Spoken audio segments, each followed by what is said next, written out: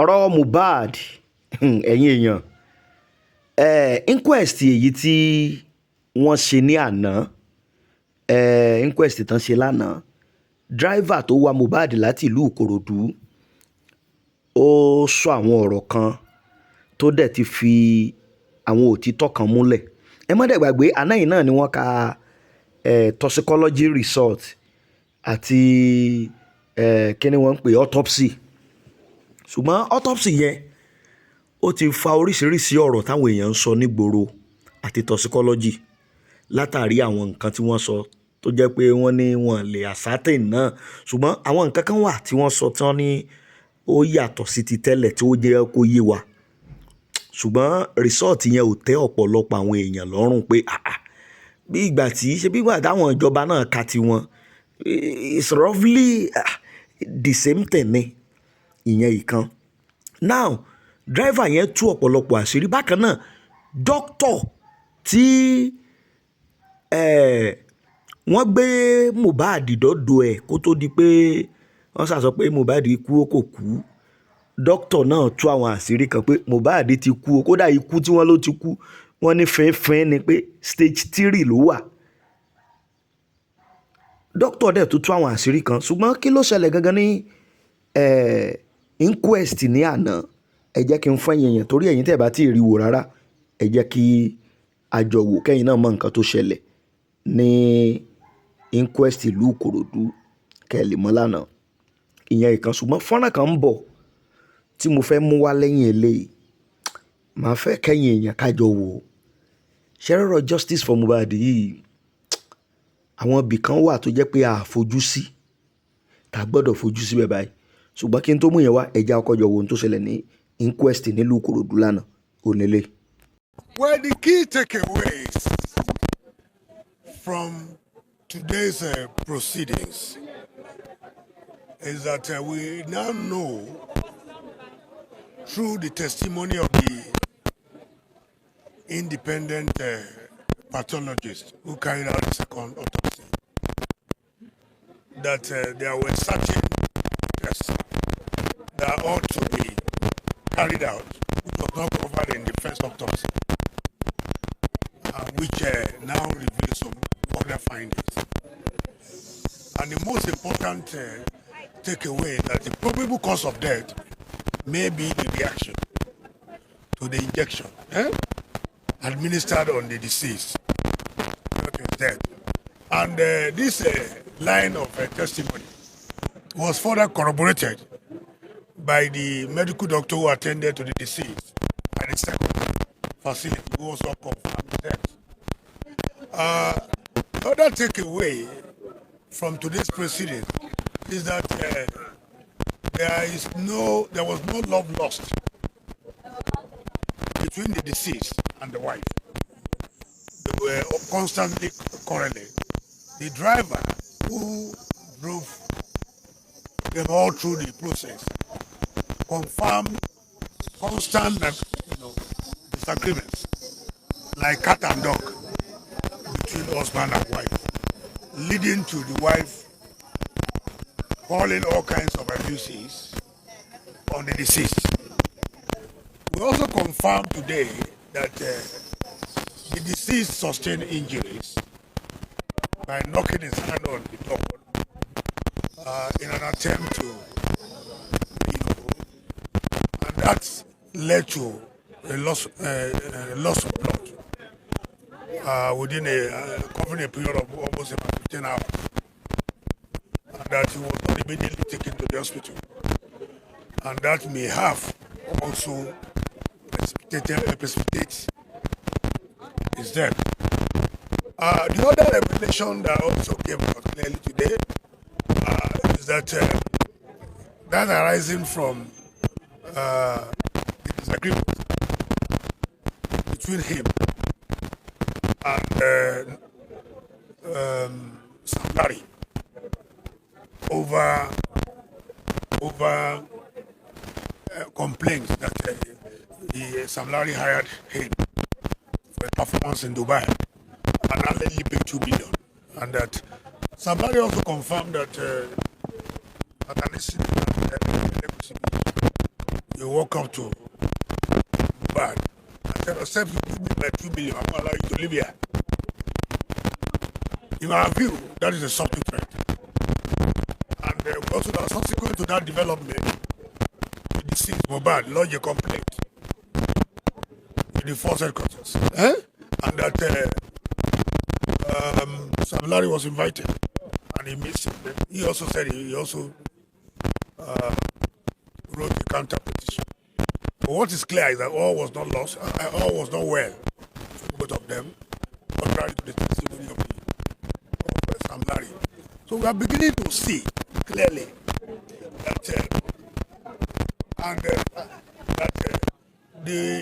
that the health situation of late Mohbad was not properly managed before his death. And all those around him have questions to answer, including the wife, as to their role in orchestrating the death of the deceased. And whether the alleged threats of Sam Larry contributed to his death, direct or indirect, it's a matter of conjecture. It is how the coroner then decides to see that threat, and how far it works on the emotional state of health of the deceased. Above all, we had testimony from 4 witnesses today.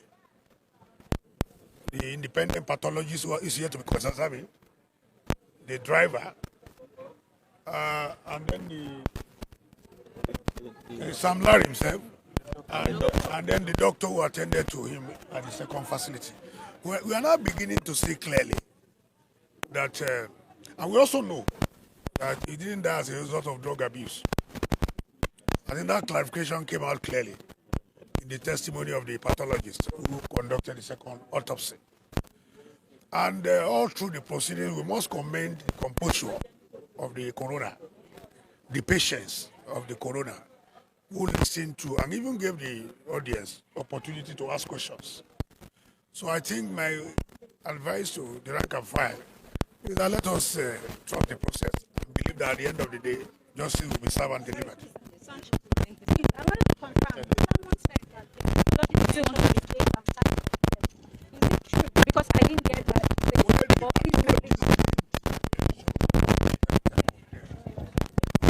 The pathologist relied on a lot of materials, including the first autopsy carried out, and some other circumstances and information are made available to him. He said it may appear that the cause of death may appear indeterminable, but we should look in the direction of the reaction also sustained by the deceased as a result of the injection applied on him. And the takeaway for everybody today is that deal with what? Deal with trespass. Pathologist, that is àwọn tó ṣe autopsy second one, and the doctor also wọ́n sọ ti òtítọ́ tiwọn náà, which we all believe. Then secondly, ṣe pathologist ní náà sọ pé ìgbà tí ìtàkọ́kọ́ fẹ́ ṣiṣẹ́ tán fi sọ pé inconclusive, ó ní wọ́n kàn ní kó ṣe test lórí paternal fluid, that is lórí oúnjẹ or something like that. Only but in his own, ó lóun go extra mile more than that to prove his own test. At the end of the day, ó bá lọ́ọ́ bá bọ̀ náà, ó ní pé nǹkan tóun rí bẹ́ẹ̀ ni pé number one náà complain pé òkú yẹn ti wọlẹ̀, pé body ti decay. But notwithstanding, ó jẹ́ ká tún mọ̀ pé náà òun tún ṣe débi pé wá jẹ́ ká understand pé nǹkan tóun kàn rí ní nǹkan tó pa Mohbad jù ni pé injection. Ó ní bẹ́ẹ̀ òun ò lè sọ pé this so injection. So ó jẹ́ ká clarify bẹ́ẹ̀ yẹn. Ṣé mọ̀ pé ìyẹn ní ibi tí injection ó pé ríṣiríṣi bó ṣe sọ. Ó lóun lè sọ pé Panadol or bóyá injection kan ti wà earlier on according to him. Ìyẹn lọ bẹ́ẹ̀ yẹn.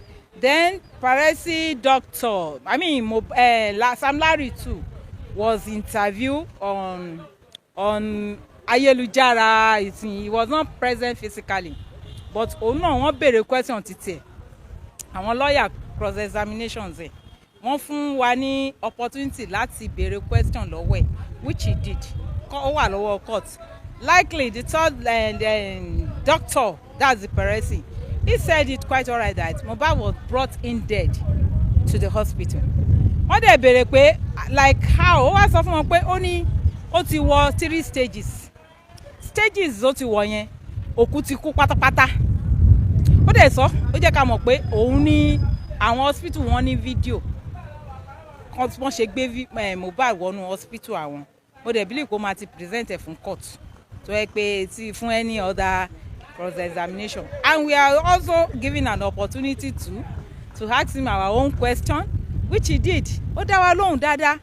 A dẹ̀ mọ̀ pé gbogbo nǹkan tó ń sọ yìí with the òtítọ́ tó ń sọ, gbogbo nǹkan everybody wọ́n sọ lẹ́yìn, ó jẹ́ ká fìdí múlẹ̀ pé òtítọ́ ó máa yọ jáde. There's going to be justice.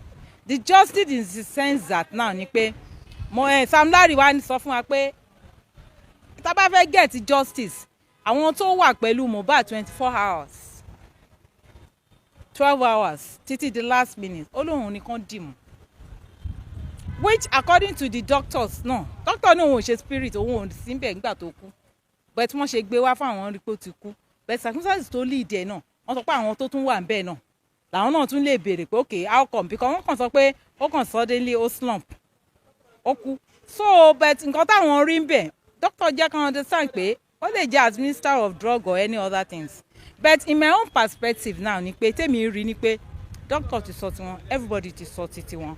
Our eyewitnesses mo tún béèrè personally by me, I asked the doctor, the driver, driver náà tún wá yẹn náà sọ títí ẹ̀ náà. Òun wá sọ ó ní pé Mohbad àti ìyàwó ẹ̀ wọ́n jà, ọkùnrin ẹ̀gbọ́n ò gbọ́ Yorùbá bẹ̀tẹ̀ ó gbọ́ olórí burúkú olòṣì tíyàwó bú ọkọ. Olórí ìgbà tí Mohbad dẹ̀ bọ́ sílẹ̀ olórí sọ pé Mohbad má bá ìyàwó ẹ̀ jà o. Driver jẹ́ ká mọ̀ pé iwájú ilé Mohbad ló ń sùn sí mọ́jú because ilẹ̀ ti ṣú nígbà táwọn máa débẹ̀. Èmi wá béèrè lọ́wọ́ ẹ̀ pé nígbà tó ẹ̀ ń lọ yẹn ṣé ẹ stop over ní Yaba, Èbúté Mẹ́ta bridge, because according to what we heard a gbọ́ pé wọ́n ní ẹ dúró ẹ wọ́n jà ń bẹ̀. Even Mohbad was trying to make attempt to throw baby in the lagoon, and the driver said nothing like that.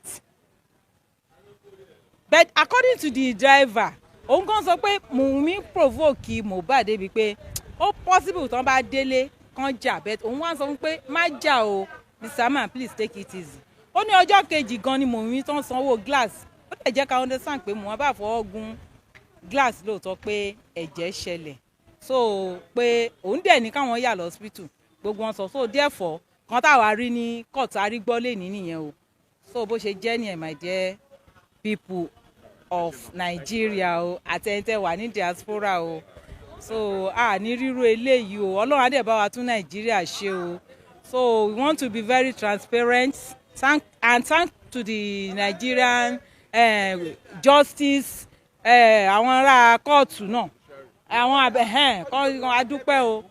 Wọ́n fún Àjọkẹ́ là ń jẹ́ Alájà Àjọkẹ́ president, so wọ́n fún wa ní opportunity láti béèrè series of questions which we did, and tó bá jẹ́ bẹ́ẹ̀ ni a ní wà violence, a ní disrupt, wọ́n fún wa ní ikú títì, we have right to speak, to talk, and which the honourable court did to us. So bóyá jẹ́ nìyẹn. Lórí pé à ń wá ìdájọ́ òdodo fún ọ̀dọ́mọdékùnrin tó jẹ́ pé ó tọwọ́ àwọn amòòkùnṣìkà jáde láyé àti fún ìyípadà orílẹ̀-èdè Nàìjíríà wa bó ti ní í ṣe pẹ̀lú àwọn ọ̀dọ́, mo wá sọ wípé ká máa lu adájọ́ tí Èṣótóbi lọ́gọ̀ ẹnu torí ó gbìyànjú gẹ́gẹ́ bí oníṣẹ́ tó sì jẹ́ pé ó ń ṣe bó ṣe yẹ àti bó ṣe tọ́. Lónìí a tún rí ìfarajìn arábìnrin yìí bí ó ti ṣe farabalẹ̀ láti mú kí gbogbo àwọn ẹlẹ́rìí kí wọ́n lè wá, bẹ̀rẹ̀ láti ẹni tó ṣe àyẹ̀wò ti aládàáni èyí tó jẹ́ pé ìdílé àti gbogbo àwọn olùfẹ́ tí wọ́n ṣe, àti dókítà àti dírẹ́bà ọkọ̀, gbogbo wọn ni wọ́n wá tó sì jẹ́ pé wọ́n gbé ẹ̀rí wọn kalẹ̀. Kódà ní ojú ìkànnì àrí náà ti Sam Larry, ẹni tí a mọ̀ Samson Elétu tá a mọ̀ sí Sam Larry tóun náà wá tó sì wí tiẹ̀. Ṣùgbọ́n sábà ní ká mú un ní kúkúrú gẹ́gẹ́ bí agbẹjọ́rò àgbà dókítà Wahab Shitu bó ṣe sọ, ó ní mẹ́ta ní ìdájọ́, ó ní ìdájọ́ ènìyàn, ìdájọ́ inú ilé kóòtù àti ìdájọ́ Ọlọ́run, wípé in tó bá ti wá wu kó wá, kó mọ̀ wípé bá a bá bọ́ lọ́wọ́ ìdájọ́ ìkíní àti ìkejì a lè bọ́ lọ́wọ́ ìdájọ́ Ọlọ́run. Ìyẹn ò jẹ́ àkójọpọ̀ ọ̀rọ̀ tí a rí lónìí ni. Ẹ ṣé. Mo pa ní àṣẹ gbogbo ọ̀dájú ogun tó sọ pé òrìè rí ọ̀nà àbáyọ, iná Ọlọ́run máa jó wọn dànù. Olúwa rán mi sí gbogbo ẹ̀yin ènìyàn tẹ́ ń gbọ́ mi. Ó pẹ́ tí Hánà ti lọ sí Ṣírò, ṣùgbọ́n lọ́jọ́ kan á dá Hánà lóhùn. Ogun wo lẹ́yìn náà ń là kọjá tó dàbí pé tí ń gbàdúrà tí ò sí ọ̀nà àbáyọ? Ṣé ní ìlú tẹ́ wà ní òkè òkun? Ṣé ní Nàìjíríà ni? Ṣé lórí iṣẹ́ ni? Lórí ọmọ ni? Ohun gbogbo lórí ìgbéyàwó ni? Ohun gbogbo tẹ́ ń là kọjá tó dàbí ogun. Ẹ jẹ́ a jọ gbàdúrà, ẹ jẹ́ a jọ wá ojú Olúwa.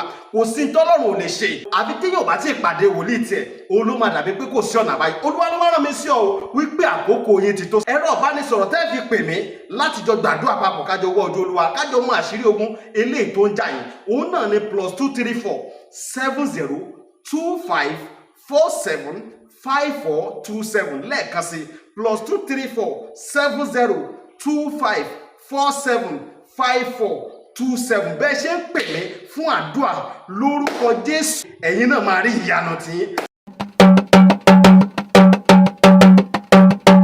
Àràbà TV, ojú wa tó lé, ojú wa tó kó.